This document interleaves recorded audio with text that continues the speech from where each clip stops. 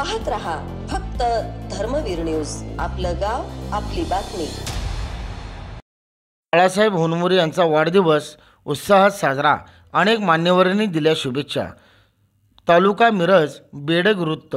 सविस्तर वृत्त असे की सांगली जिल्हा मध्यवर्ती बँकेचे संचालक माननीय बाळासाहेब होनमोरे यांचा वाढदिवस मोठ्या उत्साहात बेडग येथील कुलस्वामिनी मंगल कार्यालय येथे पार पडला।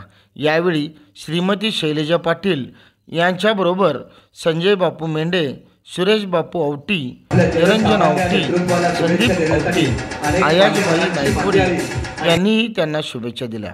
जनतेच्या मनातील आमदार म्हणून आपल्याला गतवर्षी मिळालेल्या मतांच्या तुलनेत आपण यावेळी थोडासा हात ढिल्ला करण्याचा सल्ला यावेळी आयाजभाई नायकोडे यांनी दिला। आपण आमदार म्हणून निवडून यावे अशी आमची इच्छा आहे। मिरज पॅटर्न आपल्या पाठीशी राहील। गतवर्षी आपलं थोडंसं कार्यकर्त्याला बळ दिलं असतं तर आज कदाचित आपण मंत्री असता, असेही यावेळी आयाजभाई म्हणाले। सुरेश बापू औटी यांनी ही मनोगत व्यक्त करताना त्यांना आमदार होण्यासाठी शुभेच्छा दिल्या। मिरजकर आपल्या पाठीशी राहतील असे आश्वासन यावेळी सुरेश बापू औटी यांनी दिलं। वाढदिवसानिमित्त शुभेच्छा स्वीकारून उपस्थितांचे व मान्यवरांचे आभार बाळासाहेब होनमोरे यांनी व्यक्त केले। यावेळी मोठ्या संख्येने राष्ट्रवादी काँग्रेसचे पदाधिकारी तसेच कार्यकर्ते उपस्थित होते। धर्मवीर न्यूज विक्रांत लोंढे बेडग। त्यावेळेला ही आवटी कंपनी नव्हती। आता ही जर सगळी कंपनी बरोबर आली तर मिरज शहरातनं किमान 10-15 हजार मताचे लीड तुम्हाला मिळेल। गाडी थांबायला लागली तर आम्हाला विचारायचं नाही। मागच्या वेळेला मी तुम्हाला सांगितलं होतं बाळासाहेब तुम्ही आमदार कोण सुद्धा सांगितलं होतं, मी तुम्हाला सांगितलं होतं बाळासाहेब दमायचं नाही, तुम्ही आमदार होण्याच्या मार्गावर।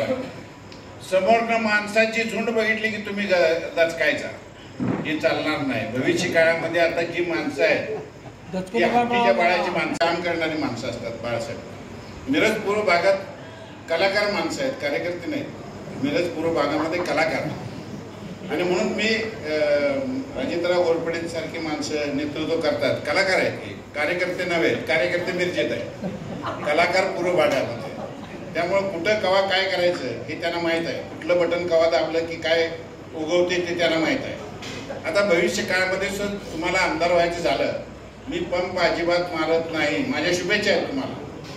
पण वस्तुस्थिती अशी आहे की कुठला पक्ष तुम्ही सांगा मला, आपलं काय ठरलंय काय? त्याचा पक्ष ठरला नाही अजून विशाल पाटलाचा, पण आपण एकत्र राहणारा एका विचाराची माणसं आहे आणि ह्यांच्या नेतृत्वाखाली अजितराव घोरपडे असतील, नंतर तुमचे विशालदादा असतील, आणखी जयश्री वहिनी असतील, या सगळ्यांच्या सोबतीनं तुम्हाला आमदार होता येईल आणि आमदार करायचा आमचा मानस आहे। आम्ही 10-15 वर्ष उगाच लोकांना डोक्यावर घेऊन नाचवून घ्यायला लागलो, आम्हाला काय कळे नव्हे। तुम्ही आला तर आम्हाला काय वाईट आहे? तुम्ही आम्हाला सोपं आहे, तुम्हाला कधी तर हाकेच्या अंतरावर तुम्हाला बोलवता येईल, परंतु जे वाऱ्यामध्ये निवडून आले ते नंतर डोक्यावर बसलेत, लक्षात ठेवा। त्यामुळं आपल्याला हे एकदा उचलून फेकायचं झालं तर तुम्ही त्याचा मार्ग आहे। आणि मी तुम्हाला शेवटच्या क्षणाला पण सांगितलं बाळासाहेब, हे कुणाला माहीत नसेल, एक परिस्थिती अशी होती की खाडे बिनविरोध होतात का काय अशी परिस्थिती होती 24 तास अगोदर। आणि त्यानंतरची एक परिस्थिती अशी आली की ज्या वेळेला आपण ऑब्जेक्शन घातलं त्यावेळेला त्यांची उमेदवारी उठली असती तर तुम्ही बिनविरोध झाला होता, ही अशी परिस्थिती त्यावेळेला राजकारणामध्ये काय होऊ शकतो। आणि म्हणून माझं काय म्हणणं आहे की कधीतरी विश्वास ठेवायला शिका।